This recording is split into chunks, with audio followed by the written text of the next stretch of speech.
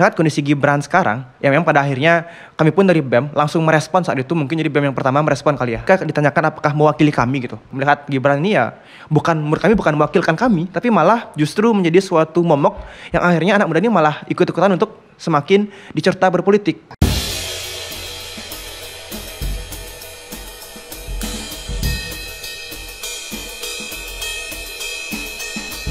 Bagaimana anak-anak generasi muda dalam menyongsong Pilpres 2024 ini? Oke, sebenarnya apa yang memang kami pandang sini adalah pertama, sebagai generasi muda tidak boleh apatis dengan politik gitu. Meskipun kita melihat sekarang bahwasanya dikatakan dalam lembaga survei yang dibayar, dikatakan sekarang capres tidak yang benar semuanya. Jadi menurut kami adalah ketika kita tidak berani untuk mengambil keputusan, mengambil momentum, ya kita sebagai orang yang bodoh juga gitu. Akhirnya cuma satu gitu, anak muda, inilah waktu kita gitu, tapi dengan cara yang baik itu, bukan dengan cara yang salah gitu. Jadi saya sih tetap aja, saya di sini mendorong untuk jangan golput dan pilih. Ibaratnya pernah menggunakan istilah adalah memilih yang terbaik dan terburuk gitu. Jadi mau tidak mau ya kita harus melihat juga secara holistik juga.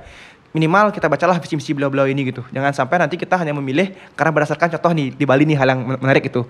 Pertama, desa adat deklarasi. Menyer deklarasi gitu dengan suatu arahan, contoh misalnya Pak Man yang saya sedih itu adalah contoh Banjar A gitu dapat gong, dapat minimal anak muda nih contohnya dapat misalkan dapat baju kepengurusan, dapat setelan saput. Ini kan hal yang menurut saya sangat menyedihkan tuh ketika akhirnya kita berbicara demokrasi kita harus maju, tapi cara masing-masing caleg atau masing-masing para calon ini pun let's say lah di Pilpres juga nanti adalah turun ke bawah dengan cara hal-hal yang kurang relevan lagi gitu ketika akhirnya sekarang cara-cara yang menurut saya sangat kolot ini gitu loh, memberikan suatu sumbangan dalam artian ayo satu desa A gitu, kami berikan sumbangan A, akhirnya kalian semua harus menyatakan suatu deklarasi sikap bahwasanya untuk DPR tingkat 2 siapa, tentu siapa, presiden siapa. Ini kan hal yang menurut saya lucu sekali gitu. Indonesia harusnya maju malah makin mundur, akhirnya inilah yang buat mahal politik itu gitu. Berarti kesimpulan Anda sebagai ketua BEM bahwa ini pola pendidikan politik yang salah. Iya betul. Jadi karena dengan memberikan sumbangan sehingga tidak membuka cakrawala berpikir masyarakat secara benar tentang hak konstitusinya sebagai pemilih kan. Ya, jadi memang kami pun pernah gitu membuat suatu acara simak ramah pemilu di UNUD. Kami pun mengundang para perwakilan caleg gitu Pak Mang. Jadi yang kami lihat adalah kami ingin sekali mengetes orang-orang muda ini, apalagi anak-anak para bupati gitu. Ini kan hal yang menarik kami untuk tes nanti gitu. Karena hal yang lucu adalah ketika kami melihat orang itu memilih karena apa? Karena contoh anggaran APBN, APBD yang digulirkan oleh orang tuanya, tapi isi muka dia dipajang gitu contoh di depan-depan. Ini kan hal yang sangat lucu sekali gitu. Dia bukan siapa-siapa, cuma modal anaknya aja, dia bisa mengklaim-klaim gitu. Terima kasih si A misalnya atas sumbangan sekian juta untuk ngodak susunan atau apa lo misalnya. Jadi inilah di Bali yang menurut saya menjadikan sekali gitu ketika harus kita sekarang biasalah contoh para peserta pemilu ini turun ke dapil itu untuk memberikan suatu pendidikan politik, tapi akhirnya yang turun apa? Malah kan memberikan hal yang buruk, akhirnya membuat anak muda membuat suatu presiden buruk karena akhirnya politik ini dianggap harus mahal, harus bermodal, harus ya itulah kenapa akhirnya menjadi mahal karena orang-orang bodoh ini turun ke bawah dengan mencara hal yang kurang relevan juga gitu bagi kepentingan diri mereka. Jadi sedih sekali itu melihat sekarang. Berarti ini kalian dari BEM menganggap ini pendidikan politik yang salah ya? Karena salah sekali karena memberikan pendidikan, memberikan kemanjaan kepada calon pemilih dengan menggunakan fasilitas orang tua, begitu ya? Kurang lebih kesimpulannya. Itu contoh lah, bahkan sekecil sekarang, contoh misalkan sekarang ini yang saya lihat itu, bahkan bagaimana saya bisa yakin melihat para anggota DPR sekarang nantinya akan apabila terpilih akan menjadi seorang yang taat dengan hukum. Mereka sekarang saja belum masa kampanye, mereka sudah memasang baliho-baliho dengan nomor urut Partai A. Jadi udah jelas-jelas isi lambang paku gitu. Ya kan otomatis sudah memilih gitu. Ini kan belum masa kampanye, men. Jadi bagaimana sih pola pikir mereka menjadi seorang caleg? Apakah hanya sekedar ingin gengsi-gengsian saja gitu, menjadi keren-keren jadi seorang pejabat? Bahkan nggak paham mengenai aturan dia sendiri yang ikuti gitu. Jadi menurut saya hal yang sangat-sangat bodoh ketika akhirnya sekarang sudah bertebaran baliho-baliho yang isi nomor urut untuk dipilih. Ini kan kacau sekali loh di Bali sekarang gitu. Saya nggak tahu juga di luar, mungkin di luar juga sama gitu. Tapi di Bali sendiri sangat-sangat kacau lah sekarang gitu. Terus dengan Anda sudah menyebutkan sebagai generasi muda berpendapat seperti itu. Terus dengan kondisi seperti itu, apa saran Anda untuk memperbaiki kondisi ini? Seperti apa yang diharapkan oleh generasi muda, khususnya anak BEM lah? Apa? Nah, ini kan kita sekarang melihat dari 3 sisi Pak Mang ya. Sisi kami sebagai ibaratnya nanti partisipan untuk memilih, dari segi mereka sebagai seorang peserta untuk nantinya mencari suara, dan juga dari segi penyelenggara gitu, KPU Bawaslu. Yang pertama tentu gitu kami menginginkan adalah masing-masing ketua partai politik minimal ke ketua DPD, DPW atau masing-masing kepala inilah di wilayah gitu untuk minimal PAC gitu sampai bawah ya. Menyadarkan masing-masing orang-orang di bawah adalah ayo sebagai seorang caleg kita harus cerdas gitu. Jangan sampai mereka ini malahan ujung-ujungnya sama aja gitu. Tidak akan pernah membuat kemajuan. Kita dari zaman jadul 2004 sampai sekarang 2024 masih 20 tahun menggunakan baliho saja gitu. Kapan sih mau kemajuan yang seminimalnya ya ada kemajuan berpolitik dengan cara pendidikan gitu. Jangan sampai sekarang kita teriak-teriak kondisi kita harus maju, Indonesia harus maju, tapi cara kita politik pun masih sangat kolot gitu. Yang pertama. Yang kedua dari segi sebagai seorang penyelenggara gitu. Saya kemarin cukup juga menarik melihat ketika kemarin sempat ada penurunan baliho ya ketika akhirnya Pak Jokowi ke Bali gitu oleh instruksi PJ Gubernur. Nah ini kan menjadi suatu celah yang bagus menurut saya sebenarnya. Oh ternyata seorang PJ punya wewenang untuk menurunkan semua baliho di Bali.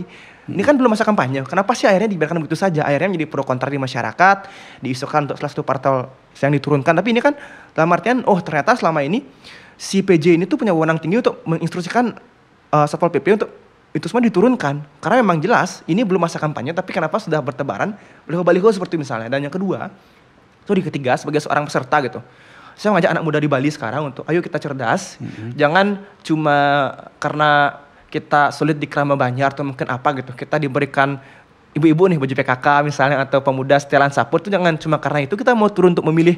Dan dalam artian bahkan saya yakin sekali mereka ini hanya memilih karena ada turun ke lapangan, tidak pernah tahu apa visi misinya, tidak pernah tahu apa yang dibawa gagasan. Bahkan ketika saya meyakini bahwasanya ketika nantinya ada lembaga survei misalnya turun ke Banjar di Bali gitu ya, saya rasa ketika ditanya cuma tahu nama aja gitu. Contoh misalkan saya kemarin pernah melihat suatu tempat gitu sudah mendeklarasikan dirinya gitu. Ini kan masih jauh Pak Mang ya, masih sangat jauh itu. Saya tidak ada suatu dalam pribadi atau sentimen dengan satu partai politik, cuman lihat kondisi sekarang ini saya sedih ketika akhirnya beberapa cara mereka berkampanye itu adalah dengan terurus satu garis yang dimana ujung-ujungnya adalah disuruh satu desa adat atau suatu Banjar ini mengadakan satu komitmen gitu. Kami Banjar A dengan tegas memilih DPR si A, DPR provinsi si B, RI si C, gubernur siapa, ini siapa. Jadi memang hal yang menarik ketika kita melihat itu ada ketika diturunkan suatu baliho gitu. Terima kasih Bapak A gitu telah memberikan sumbangan nilai sekian. Yang memang akhirnya itu merupakan uang negara, bukan uang dia. Dia hanya memiliki privilege karena dia seorang sedang menjabat, dia bisa jual-jual uang tersebut dibuat untuk menjadi suara gitu. Jadi kan sangat menyedihkan ketika pada akhirnya bagaimana kita bisa berpolitik secara fair tuh, berpolitik secara masing-masing semua orang ini punya kesempatan yang sama ketika akhirnya yang memiliki privilege karena dia sedang menjabat atau menjadi petahana ini memiliki suatu hal yang benar-benar bisa dia jual-jual ke masyarakat, sedangkan yang lain ini harus memulai dari nol juga gitu. Jadi seinginan adalah nantinya kita dengan fair juga, dengan benar-benar ya politik dengan santun gitu. Jangan sampai kita sekarang malahan sibuk untuk berpikir apa sih harus kita perbaiki. Bahkan kan sekarang sekecil bisa kemulan tuh dimintain uang untuk kita perbaikan tempat ibadah di Bali. Jadi kan memang saya rasa sedih sekali ketika akhirnya sudah kehabisan ide, akhirnya tempat-tempat ibadah kita yang digunakan sebagai alat politik padahal dengan jelas kan tidak diperbolehkan oleh masing-masing peraturan di KPU itu kan. Ini sih yang saya sedihkan sekali gitu.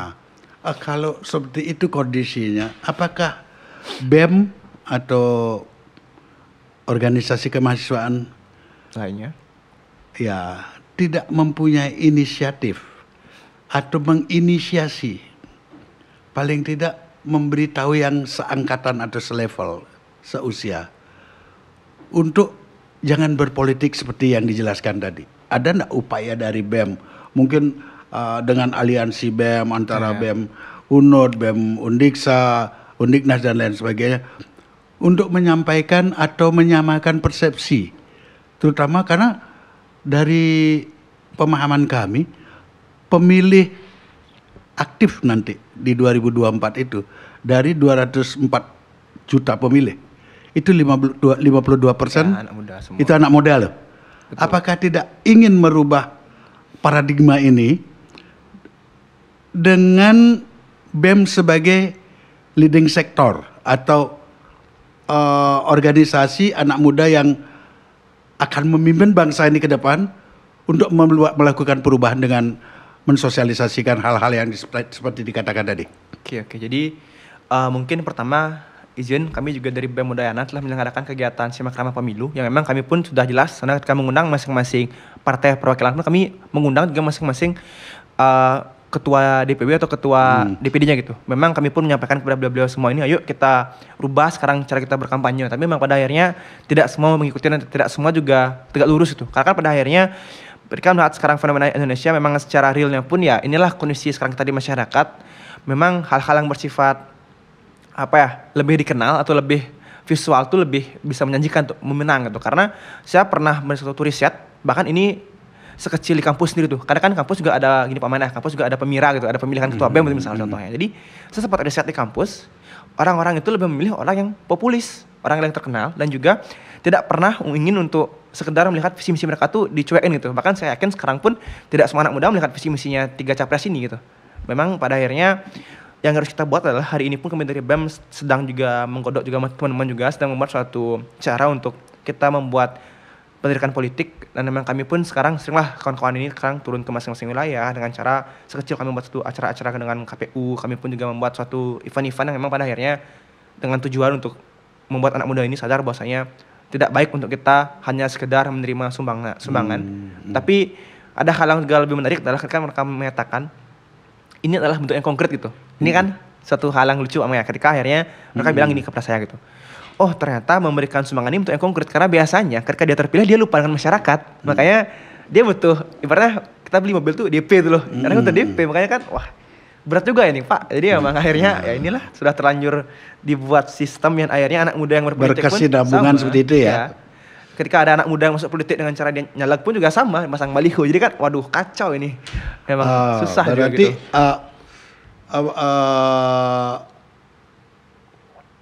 Ketua BEM UNUD beranggapan pemasangan baliho kurang efisien atau monoton. Dari zaman kuda gigit besi ada pemilu sampai hari ini menggunakan sistem yang sama. Atau mungkin Anda punya ide yang lain untuk mensosialisasi kemampuan seorang caleg dengan metode digital sekarang? Mungkin nih contohnya, udahlah tidak perlu pasang baliho, coba dia datang ke case close umpamanya untuk memaparkan visi misinya, dia kan, iya kan? Misinya.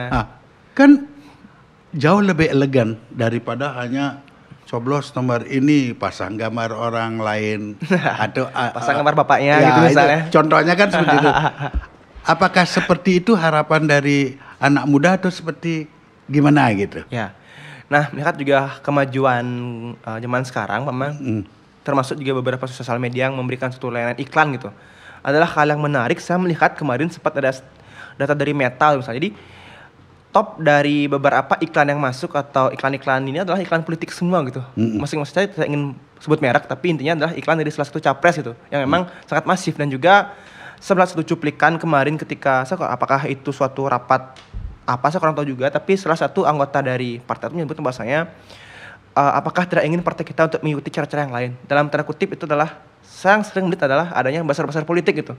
Jadi sekarang pun kami sedih gitu. Jadi ketika ada kemajuan zaman tidak diikuti oleh hal yang baik juga, akhirnya sekarang apa? Di sosial media sering sekali ada komentar-komentar dari buzzer yang disewa, yang dibayar dengan jelas untuk mempromosikan dan juga merubah stigma masyarakat. Dan itulah akhirnya kami melihat bahwasanya wah ternyata ini ketika zaman sudah maju pun tetap kolot juga pemikirannya gitu. Akhirnya merubah stigma masyarakat dengan cara apa? Dengan cara kita membuat konten-konten head speech juga banyak. Saya tuh sedih ketika memang akhirnya ada akun-akun anonim ataupun akun-akun yang memang orang yang dibuat-buat palsu lah ya. Palsu lah gitu. Akhirnya ketika dia mengomentari postingan contoh tentang paslon A yang memang dia dukung, isinya all-in semua atau apa, intinya hal-hal yang bersifat pro tuh. Tapi ketika ada musuhnya, isu-isunya isu-isu negatif, dikatakan A, B, C, D. Jadi akhirnya kapan kita bisa berpolitik dengan santun? Ujung-ujungnya apa? Kita berpolitik dengan cara yang saling serang. Jadi kita ingin menghindari politik yang perpecahan, tapi ketika sekarang mereka pun kampanye dengan cara yang salah, ya mau juga itu hal yang menuju juga kehancuran kita 2045 gitu. Bagaimana cara kita anak muda mau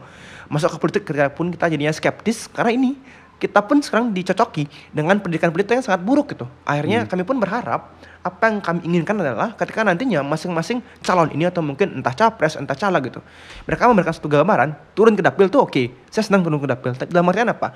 Memberikan pendidikan politik gitu, visi-visi dijelaskan. Jadi kita harus tidak boleh menafik gitu. Kita tidak boleh bahwasanya orang Indonesia sekarang lebih suka dengan hal-hal yang bersifat pragmatis dan juga tidak mengenal visi misi teman. Kalau tidak kita yang memulai siapa lagi gitu. Jadi mau nggak mau juga saya rasa Tapi ya di luar itu juga kita kan di Bali sekarang juga melihat kondisi yang sangat sedih gitu. Akhirnya karena cukup tinggi menurut saya gini ya, cukup tinggi angka homogenitas dari partai politik di Bali sendiri, akhirnya partai-partai lain ini cuma sekedar numpang-numpang DPD di Bali gitu Pak Mang. Saya lihat tuh numpang DPD, bahkan ada yang kantornya tidak terawat, kantornya isi pada rumput-rumput. Jadi sangat-sangat lucu gitu. Akhirnya di Bali ini sendiri pun itu kantor cuma aktif ketika mau ke masa kampanye gitu, ketika masa pemilu. Akhirnya kami pun kemudian ketika mengundang masing-masing parpol pun tidak hadir semua. Ketika kami lihat, memang tidak ada niat untuk serius ini, cuma sekedar numpang DPD sebagai syarat di KPU mungkin ya gitu. Akhirnya inilah yang kami anggap cukup mencederai demokrasi adalah ketika akhirnya tidak ada keseriusan untuk kita moving forward, maju ke depan, ketika pada akhirnya masing-masing parpol lah menjadi suatu mesin gitu. Karena tidak bisa menafik pun ketika memang kita sebagai seorang partisipan memilih, itu ingin memilih tanpa adanya suatu perubahan cara dari secara nasional. Ya ini sebenarnya adalah hal yang bisa dibahas di parlemen nanti gitu. Mungkin untuk 2029 ada perubahan di PKPU mungkin atau apa gitu. Yang merubah pada akhirnya cara-cara atau metode kampanye ini kita batasi atau apa gitu, kita ubah. Karena inilah harusnya anak muda nanti yang masuk ke parlemen, ayo berikan ide kalian masing-masing gitu. Contoh misalkan kita di media sosial, oke lah saya boleh tuh, saya senang gitu di media sosial. Dalam artian kita memaparkan CV kita tuh, dalam artian kita tuh pengalamannya apa. Jadi bukan yang membuat-buat contoh karena dia kaya masuk politik, ujung-ujungnya yang dia jual apa, dia ingin bagi masyarakat, bagi bansos. Jadi bukan yang contoh ada si A, dia emang orangnya pengamat dari dulu, emang orangnya aktif di lingkungan, jadi emang hadir pun untuk membawa misi yang sama, bukan yang masuk ke parlemen cuma ingin keren-kerenan. Karena akhirnya apa, hari ini yang saya lihat adalah banyak kondisi parlemen atau kondisi masing-masing dewan kita yang pintar bukanlah mereka, tapi siapa, masing-masing tim ahlinya mereka gitu, staf ahlinya mereka yang pintar gitu. Akhirnya ya hal memang menurut saya wajar lah ketika saat ini Indonesia sangat buruk presiden politiknya karena ini gitu. Makanya sekali lagi saya berharap, ayo ada sosial media sekarang, ada juga beberapa media-media yang seperti turun ke dapil secara langsung, tapi janganlah pernah sesekali untuk mencocoki politik yang buruk, jual-jual jabatan, jual-jual nama orang tua, jual-jual suatu kepentingan yang ibaratnya APBN yang dijual itu APBD gitu, yang dijual-jual dengan simbolis sumbangan atau apa. Jadi kalau emang mau menyumbang silakan, tapi bukan dalam artian ketika mendekati tahun politik baru dibagi-bagi semuanya. Ini kan terlihat sekali itu, mungkin seperti DPR yang memiliki uang aspirasi yang akhirnya diturunkan di tahun terakhir diturunkan untuk menjaga dia tetap di kondisi itu. Jadi bukan lagi yang berarti dengan segala kelemahan atau kondisi perpolitikan seperti itu, sebagai ketua BEM, apakah Anda menyarankan masyarakat atau mahasiswa yang masih terikat dengan komunitas BEM untuk anti politik atau tetap menjalankan hak konstitusinya di dalam pemilihan umum yang akan datang ini? Dengan tegas saya mengatakan bahwasanya kami dan saya pribadi pun sebagai seorang mahasiswa tentu harus mendukung pelaksanaan pemilu gitu. Jangan sampai kita malah golput, karena sekali lagi ketika tidak memilih maka makin besar suara-suara kita dapat disalahgunakan gitu. Karena kan mungkin kita bisa mengurangi tingkat kecurangan pemilu ketika pada akhirnya surat suara dipilih semua gitu. Jangan sampai ada surat suara yang kosong bisa disalahgunakan. Inilah yang kenapa kami anggap jangan pernah kita golput, dan kita harus mendorong bahwasanya lebih baik memilih yang terbaik daripada yang terburuk gitu. Akhirnya yang terbaik di antara yang terburuk, kita harus mencegah yang terburuk ini berkuasa. Karena pada akhirnya ketika kita terlalu skeptis ataupun apatis dengan politik, ya hanya orang-orang yang bodoh masuk politik karena akhirnya orang-orang pintar sibuk untuk menjadi akademisi gitu. Ya inilah saya mengajak anak-anak yang mahasiswa, orang-orang yang pada akhirnya orang-orang di masyarakat yang memang paham dan betul-betul ingin bergerak. Ayolah kita turun ke masyarakat, turun ke masing-masing dapil dengan cara kita masuk ke politik. Jangan sampai kita hanya menjadi orang kritikus di luar, karena pada akhirnya tidak akan pernah bisa sistem itu berubah dari luar saja gitu. Meskipun pernah dulu 98 berubah, tapi jangan pernah kita terjebak dalam romantisme itu. Inilah ruang kita sekarang, ketika pada akhirnya ada ruang untuk kita anak muda masuk. Jangan sampai kita sekarang hanya menjadi seorang penonton saja. Kita harus hadir ke sistem, kita harus ubah sistem ini sendiri. Dan inilah waktu kita untuk masuk ke politik. Jangan pernah takut untuk masuk ke politik seperti itu. Berarti tetap menggunakan hak konstitusi ya. Tadi kan menyebutkan memasang baliho, padahal orang lain yang menjabat, dia yang akan jadi calon. Apakah ini menurut Anda sebagai ketua BEM, ini sebuah politik untuk melanggengkan kekuasaan, atau dengan kata lain untuk menjadikan itu sebuah dinasti, atau bagaimana? Waduh, ini tentu jelas sekali gitu. Bahkan dari dulu ya, kita pun juga melihat sangat banyak sekali orang yang sedang petahana itu. Saya bilang petahana ya. Petahana ini memang pada akhirnya anak-anak mereka ini dicalonkan, dan bahkan saya ingin sekali sebenarnya mengundang mereka untuk minimal berdebat dengan saya lah gitu, para anak-anak yang memang masih muda-muda ini, untuk kita adu gagasan seminimal apakah mereka tahu fungsi DPR itu apa misalnya. Jadi ya inilah hal yang menyedihkan adalah ketika pada akhirnya masing-masing pimpinan yang seharusnya memiliki jiwa yang kesatria memaksakan kehendaknya untuk anak-anak mereka dipaksakan ke politik. Kalau emang orang itu cerdas dan kompeten ya silakan. Dalam artian kita mengawal kepada masyarakat, bukan dalam artian hanya ingin untuk melanggar kekuasaan mereka gitu. Karena pada akhirnya kita di Indonesia meskipun negara demokrasi yang dipilih oleh rakyat, tapi yang memiliki privilege adalah anak-anak pejabat yang pada akhirnya ketika mereka maju dengan backingan orang tua mereka, tentu kita bisa merem untuk milih mereka, pasti akan terpilih mereka gitu. Karena pernah ada istilah yang sering saya dengar gitu, bahkan ketika di Bali gedebong atau pelepah pisang dicalonkan pun tetap akan menang gitu. Ya inilah bahasa yang saya sering dengar di masyarakat, yang pada akhirnya anak-anak para pejabat ini yang belum pernah memiliki track record yang jelas dimajukan dengan iming-iming anak-anak saya, anak pejabat, ini bisa dimenangkan dengan gampang gitu. Jadi inilah sebenarnya yang saya harapkan adalah seminimalnya kalau emang dia ingin maju, jangan pernah bawa nama orang tua Anda. Biarlah orang yang melihat itu, tapi jangan pernah dibangga-banggakan gitu. Karena artinya calon itu harus dilihat secara utuh utuh. Bukan karena orang tuanya, omnya atau siapa. Betul. Ini kan hal yang sedih sekali gitu. Pada akhirnya mereka hanya menjual foto mereka Om Swastiastu gini dengan foto orang tua di belakang gitu. Ini kan hal yang lucu gitu. Bahkan ketika turun ke bawah pun dia nggak bisa ngomong ataupun kurang di public speaking gitu. Jadi bagaimana bisa mewakili suara kita di parlemen nanti atau nanti di rapat-rapat paripurna, ketika akhirnya mereka pun tidak paham bagaimana cara berbicara yang baik, yang benar gitu. Ya, inilah sangat sedih sekali melihat kondisi kita sekarang, yang saya sih harusnya memang orang-orang ini paham gitu. Kalau emang anaknya dia kompeten dan memang anak itu memiliki suatu kompetensi yang tinggi, ya sudah ayo maju. Jangan pernah gunakan iming-iming nama orang tua Anda gitu. Jangan pernah menggunakan APBD yang diklaim-klaim sebagai kinerja Anda atau apa gitu. Itu sih dari saya. Oke. Saya kembali ke pertanyaan selanjutnya adalah soal Pilpres nih. Lebih mengkerucut nih Pilpres nih. Oke. Ada 3 kandidat sekarang yang sudah muncul di permukaan, bahkan mungkin sudah mendaftar ya, cuman belum bernomor urut kan. Itu adalah ada Ganjar Pranowo, Mahfud MD, ada Anies Baswedan dengan Muhaimin, ada Pak Prabowo dengan Gibran. Saya ingin sebagai generasi muda, perwakilan generasi muda yang ada saat ini dalam pemikiran Anda, kan sudah berjalan nih beberapa minggu nih dengan polemik yang bermacam-macam, ada kasus MK dan lain-lain sebagainya ya. Menurut Anda sebagai Ketua BEM, sudah pantaskah orang-orang ini menjadi calon presiden? Atau saya simpelkan, sementara ini mana yang menurut Anda paling qualified? Oke, mungkin pertama kan ini dengan tegas dan mohon maaf juga, saya tidak akan ingin menyampaikan apa yang saya pilih nanti. Dalam artian saya tidak akan merekomendasikan, karena di sini hak saya sebagai seorang mahasiswa tidak ingin untuk memberikan tim ses untuk cawe-cawe itu. Dalam artian ayo sebagai seorang BEM saya dukung si A itu tidak. Jadi mohon maaf sekali saya tidak akan menyebutkan siapa nanti gitu. Tapi mungkin dapat saya bahas secara normatif itu. Jadi memang yang pertama, kalau ditanya mengenai 3 orang ini sendiri, saya rasa 3 orang ini dengan paket loh. Nanti akan saya bandingkan orang person to person loh. Ya. Nah, kita sekarang berbicara dari segi paket mereka gitu. Kita melihat kalau dari segi pengalaman, tentu semuanya berpengalaman gitu. Pernah di masing-masing tempat ya. Mungkin Pak Anies pernah jadi gubernur juga, Pak Ganjar gubernur, Pak Prabowo pun pernah berkali-kali ikut Pilpres dan juga pernah sebagai seorang Menhan gitu. Nah, jadi kalau kita sekarang bicara dari segi pandangan kami sebagai mahasiswa, tentu kami hanya ingin dalam artian mengharapkan gitu. Kami ingin seorang pemimpin yang pada akhirnya berani untuk tegas, berani untuk turun ke masyarakat, dan tidak hanya sekedar pura-pura muda gitu.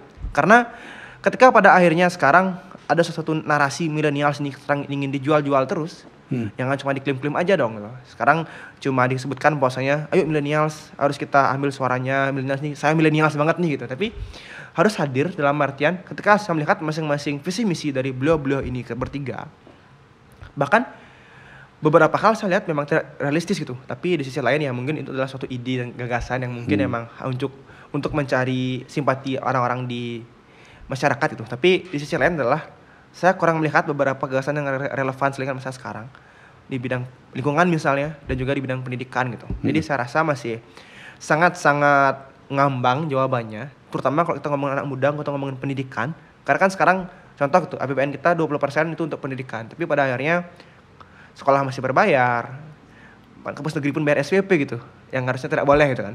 Dan tempat kuliah pun akhirnya katanya mahal-mahal. Jadi saya rasa kalau dikatakan 3 orang ini sudah qualified, menurut saya sih tepat dikatakan belum sepenuhnya gitu.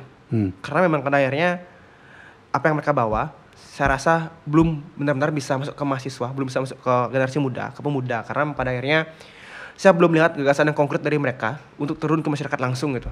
Jadi kalau ditanya siapa yang paling qualified menurut saya tidak akan menjawab siapa. Tapi intinya adalah kita harus melihat dari segi yang pertama, jelas dari segi track record mereka. Siapa yang dalam rekod ini tuh memiliki catatan yang baik, catatan buruk seperti apa juga. Karena kan memang masing-masing pun memiliki catatan kritis yang menurut saya juga masing-masing juga buruk gitu. Contoh seperti si A memiliki soal A, si B memiliki si B. Jadi saya ingin sekali lagi saya ingin menyebutkan, tapi intinya adalah ada hal yang di sini menarik adalah ketika masing-masing 3 orang ini memiliki latar belakang yang berbeda-beda gitu. Ada memang sudah banyak sekali pengalaman. Pak Prabowo misalnya udah pengalaman sudah berkali-kali ikut pilpres kan, meskipun kalah gitu kan, banyak sekali pengalaman saya udah katam lah gitu di sini gitu. Atau mungkin Pak Ganjar yang memang sudah pernah di DPR, sudah pernah juga di eksekutif, dan juga Pak Anies pun juga pernah di eksekutif Jakarta bahkan di ibu kota. Jadi emang saya rasa 3 orang ini adalah 3 orang yang kita sekarang miliki untuk kita harus pilih nanti siapa. Tapi dengan tegas harus memilih, tidak boleh untuk golput karena sekali lagi hanya orang bodoh yang apatis dengan politik. Karena mau tidak mau kalau kita pilih ya negara kita lah negara politik men. Kalau kita tidak pilih ya mau gimana lagi kan? Masa tidak berjalan kan? Jadi hal yang lucu gitu. Jadi mohon maaf sekali saya tidak bisa mengarahkan memilih siapa. Tapi dengan jelas 3 orang ini tentu orang-orang menurut saya memiliki suatu kualifikasi untuk jadi calon. Jelas. Tapi ya itulah pada akhirnya para wakil ini itu membawa suatu ide-ide yang baru, membawa hal-hal yang pada akhirnya apakah suatu ide tersebut ide yang relevan atau ide yang mengawang-awang atau mungkin belum pernah memiliki pengalaman. Inilah kita harus sekarang bahas bersama. Jangan sampai akhirnya hanya sekedar populis yang dipilih, hanya untuk sekedar men-track suara orang-orang gitu. Jadi saya sih harapannya adalah nanti anak muda ini bisa memilih dengan jelas, melihat track record mereka. Saya minimal buka buku visi misi mereka masing-masing gitu. Jadi tidak ada memilih siapa saya katakan sekarang gitu. Sudah, sekarang saya membandingkan person. Sebagai seorang, bukan membandingkan person ya, kinerja yang sudah terbukti di publik. Sebagai anak muda, apalagi pimpinan BEM, ketua BEM, pasti sangat aktif di media sosial dan aktif TikTok, aktif Twitter dan lain sebagainya. Apalagi Anda sebagai mahasiswa Fakultas Hukum, ya kan? Apa pendapat Anda tentang pemahaman hukum dan perjalanan proses hukum yang selama ini yang dibahasakan oleh salah satu orang kandidat yang kebetulan dalam hal ini guru besar ya, Pak Mahfud MD, yang dicalonkan dengan Pak Ganjar kan gitu. Saya berbicara aspek hukum semata, tidak yang lain. Apa pendapat Anda tentang kelakuan atau track record Pak Mahfud itu dalam kaitan pelaksanaan negara dan penegakan hukum? Itu apa? Oke, memang jelas beliau ini adalah orang yang sangat berpengalaman. Bahkan dari zaman Gus Dur pun sudah jadi menteri kan. Beliau sudah menjadi ya betul Menan. Dan memang dia pun memang orangnya pernah juga di legislatif juga pernah, dalam artian orangnya sudah kompeten sekali menurut saya. Dan juga tapi ada hal yang lucu tuh ketika kemarin beliau dideklarasikan, beliau kan berpidato menyatakan bahwasanya hukum di Indonesia ini kurang tepat dan memang masih yang kurang itu beliau bilang. Padahal beliau sendiri pun Kemenko Polhukam. Jadi ada hal yang menurut saya sebenarnya hal yang cukup menggelitik adalah ketika beliau mengkritisi hukum di Indonesia, tapi beliau sendiri pun adalah Menko Polhukam. Tapi di luar itu saya rasa secara kompetensi beliau pun dan memang secara track record pun di UNU juga pernah diberikan Udayana Awards. Bahkan sebelum beliau ingin cawapreskan, karena memang dalam artian ya kita pun tidak ada yang tahu kan tiba-tiba belum jadi seorang cawapres, tapi memang saya rasa dari segi pengalaman beliau pun cukup mumpuni dalam hal ini. Meskipun beberapa aspek masih kurang, tapi kan kita harus bahas secara holistik lagi, memang cukup mumpuni beliau ini gitu. Tidak bisa kita pungkiri lah gitu, tidak boleh munafik kita gitu. Ya, tidak perlu munafik karena ini fakta kan. Karena banyak hal sekali dan cukup berani melakukan perlawanan yang mengacu pada sebuah kebenaran fakta dan yuridis. Inilah hukum kan seperti pembelaan hukum seperti contoh waktu dia debat dengan Ataria Dahlan. Ya. Nah, itu kan merupakan poin-poin yang menjadi kriteria dalam kita menentukan sikap untuk pemilihan kan begitu. Berarti saudara Anda masih tetap meyakini bahwa Mahfud akan melakukan ini bila dia terpilih atau dia akan konsisten dengan sikap keilmuannya sebagai seorang profesor doktor? Tentu dari yang saya baca sekarang, kondisi sekarang adalah ketika beliau bukan merupakan juga kader partai sekarang dan juga ketika beliau menjadi seseorang yang memiliki gelar guru besar, saya rasa bukan hal yang main-main ya, sama mungkin seperti Prof. Yusril itu kan memang orang-orang yang memang sudah kompeten dan memang gelar profesornya bukan gelar yang main-main gitu Pak. Jadi saya rasa sih akan beliau tetap tegak lurus, tapi sekali lagi tidak bisa kita sekarang berstigma karena mungkin saja besok berbeda. Seperti yang tadi dikatakan di awal, Pak Jokowi pun sekarang bilang A, bisa B gitu. Jadi secara mungkin yang kita lihat sekarang, beliau memang cukup kompeten dan memang saya rasa akan tetap keras untuk mengawal hal tersebut. Berarti patut untuk kita tetap apresiasi bahwa beliau adalah ilmuwan soal ilmu hukum dan tetap pada patronnya sendiri itu ya kira-kira. Oke. Terus sebenarnya politik dinasti itu menurut anak BEM itu seperti apa sih? Dengan kondisi sekarang perubahan putusan MK, merubah umur, dengan bahasa bolak-balik tadi, yang kemarin A sekarang B, sampai hari ini seperti itu, ya. Apakah ini menurut Anda sebagai Ketua BEM adalah merupakan pola-pola untuk mempertahankan sebuah dinasti di perpolitikan? Oke. Pertama kan memang kalau kita bicara dinasti secara pengertian umum kan jelas sistem kerajaan turun-temurun. Mungkin itu ada di Yogyakarta ya, karena kan beliau sultan memang turun-temurun. Nah, tapi kalau kita bicara kondisi saat ini, dalam pengertian dinasti yang kita lebih luas lagi pembahasannya bukan hanya sekedar dinasti dari turun-temurun, namun dari segi upaya untuk melanggengkan kekuasaan itu. Ini yang kami sebut dinasti adalah ketika memang pada akhirnya seorang pejabat, seorang pemimpin negara, atau seorang pemimpin daerah gitu, yang pada akhirnya memaksakan kehendaknya atau mungkin lebih kepada memaksakan anak-anaknya untuk mengikuti jejak beliau, dalam artian di sini untuk meneruskan dan melanggengkan kekuasaan gitu. Mungkin sudah hal yang lumrah kita dengar di Bali misalkan seperti di Kabupaten Tabanan misalkan sudah dulu disebut politiknya dinasti, atau mungkin di Banten gitu kan memang sudah hal-hal yang lumrah. Tapi inilah Indonesia sekarang, hal yang menyedihkan adalah ketika pada akhirnya hal yang salah dibiasakan seperti itu. Mungkin kalau dibilang salah sih dapat saya katakan secara aturan undang-undang tidak ada yang salah gitu. Karena kan memang secara umum ini kita dipilih melalui pemilu dan dipilih oleh masyarakat. Tapi kan sekali lagi gitu, ketika memang dia memiliki privilege yang dekat dengan masyarakat secara tidak langsung oleh orang tuanya, yang tidak mau dia punya hal yang besar dengan mudahnya terpilih gitu bahasa kasar. Jadi inilah yang kami katakan adalah upaya untuk melanggengkan kekuasaan. Itulah yang disebut dengan politik dinasti gitu. Oke, berarti cara melanggengkan ya, sehingga dikualifikasi atau di stigma diberikan catatan bahwa itu seolah-olah untuk menjadikan dinasti. Nah, saya kembali kepada suatu tagline di media massa tahun lalu bahwa dulu ada tagline Jokowi adalah kita. Itu media nasional loh ini menyebabkan dulu Jokowi adalah kita. Salah satu media nasional di negeri ini menulis kalau hari ini tagline-nya beda.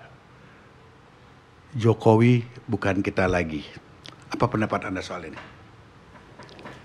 Mungkin pertama kan ya Bali adalah dapat dikatakan sebagai kanangnya beliau gitu kan. Karena kan dulu pun beliau menang sangat besar di Bali gitu. Pada akhirnya pun banyak di Bali dibuat suatu APBN yang diturunkan ke Bali gitu. Pembangunan seperti di Besakih, di juga pasar-pasar. Tapi di sisi lain kita sekarang bicara mengenai Jokowi adalah kita dan Jokowi bukanlah kita tuh. Jadi emang di sini adalah yang saya katakan adalah pertama, tidak semua orang sepakat dengan Jokowi adalah kita.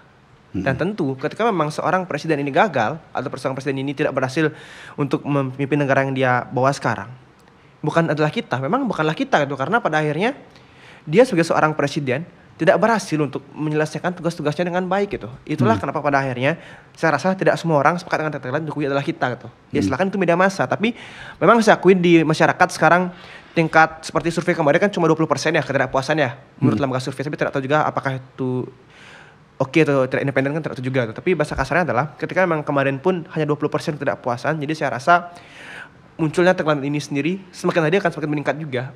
Dan juga melihat banyak orang-orangnya Jokowi sendiri pun yang pada akhirnya mewakilkan beliau ketika pada akhirnya kemarin ketika ibaratnya gini loh, seseorang pemimpin kan biasanya ketika akhir jabatan tuh malah memilih untuk memuluskan langkah beliau ya, bukan yang malahkan mencari hal-hal kontroversial. Tapi Jokowi ini malahkan membuat itu kontroversial dan pada akhirnya yang dilakukan adalah membuat orang-orang malahan yang kecewa. awalnya sayang dengan dia, ujung-ujungnya apa?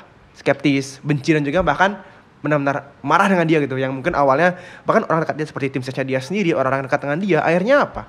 Pergi juga dan marah juga karena inilah yang kita anggap sebagai tidak ada manusia yang sempurna gitu. Akhirnya manusia itulah ketika dia di awalnya mungkin kita lu-lukan sebagai bahkan pernah ada tagline tuh Jokowi adalah harapan baru kan dulu pernah muncul. Tapi akhirnya apa sekarang? Apakah masih sebagai harapan atau mungkin pengembangan Orde Lama? Ini kan ya hal yang menarik ketika pada akhirnya seorang yang labil, seorang presiden yang pada akhirnya ketika dia disebutkan Jokowi adalah kita dan sekarang Jokowi adalah bukanlah kita. Inilah hal yang asik adalah ketika pada akhirnya kita melihat bahwasanya kondisi Indonesia saat ini secara faktual pun bisa membuktikan bahwasanya ya Jokowi bukanlah kita gitu. Dan kami pun dari BEM dengan tegas bahwasanya akan terus mengevaluasi beliau tidak hanya sebagai seorang individu ya, karena kan kami pun juga melihat secara holistik gitu. Kami masing-masing di bawah beliau seperti ada masing-masing kementerian-kementerian. Jadi kami pun tegas, kami tidak ada suatu sentimen pribadi dengan Jokowi. Yang kami masalahkan adalah ketika dia menjadi seorang presiden yang tidak relevan ataupun tidak dengan benar memimpin negara gitu. Yang kami masalahkan bukanlah seorang Jokowi yang ibaratnya Bapak Jokowi secara pribadi, bukan. Kami pun tidak ada dengan pribadi dengan beliau, tapi memang ketika beliau seorang presiden tidak berhasil ataupun gagal menyelesaikan tugas beliau dengan baik. Itu yang kami kritisi di sini adalah gagalnya 9 tahun Jokowi, 9 tahun kemudian Indonesia mundur gitu. Dan memang inilah kami pun membuat suatu tagline bersama, cukup sudah deh. Kami sudah muak dengan beliau, pendidikan yang mahal, banyak sekali konflik agraria dan memang ya inilah kita sekarang melihat bahwasanya Indonesia sedang tidak baik-baik saja gitu. Lagi tidak baik-baik saja. Oke, terima kasih sebagai Ketua BEM. Sebagai pertanyaan terakhir ini, karena waktu pula yang harus memisahkan kita ya, semua berbatas waktu. Saya ingin mendapatkan sebuah jawaban tentang joke di media sosial, mimi di media sosial. MK yang awalnya adalah disebut Mahkamah Konstitusi, sekarang malah diplesetkan menjadi Mahkamah Keluarga. Apa pendapat Anda soal ini sebagai Ketua BEM? Siap. Pertama, pasca itu putusan dikeluarkan, putusan 90 tersebut, di antara semua BEM, kami yang pertama membuat postingan Mahkamah Keluarga. Itulah kenapa kami waktu itu pun cukup viral juga. Dan pada akhirnya setelah itu diposting, kami pun juga sempat diretas IG kami itu, sempat kami akses dan kami pun cukup panik juga karena kan IG kami pun IG yang paling besar lah artian tempat kami bersuara, akhirnya diretas kan sedih gitu. Hilang demokrasi. Tapi pada akhirnya kami sepakat dengan Mahkamah Keluarga setelah mendengar juga hasil sidang MK kemarin, dalam artian pembacaan dari dakwaan. Jadi memang sedih sekali lembaga tertinggi negara kita, salah satu lembaga tertinggi negara kita yang memiliki marwah yang sangat dibangga-banggakan oleh anak hukum, apalagi ingin menjadi seorang hakim, pasti itu adalah cita-cita yang sangat mulia tuh. Hakim MK tuh keren sekali itu. Saat ini sedang direcoki oleh politik kepentingan, sedang dihancurkan oleh seorang ketua yang pada akhirnya keluarga Solo ini sendiri merupakan bagian dari MK itu sendiri. Ketika ada konflik of interest tidak mundur gitu. Kami kecewa sekali dan kami pun sepakat inilah Mahkamah Keluarga, seorang paman dari MK yang membantu adik-adiknya atau keponakannya untuk maju mendapatkan karpet merah. Ya inilah hal yang menyedihkan sekali. Kami tidak pernah menolak, kami pun sepakat bahwasanya MK adalah Mahkamah Keluarga.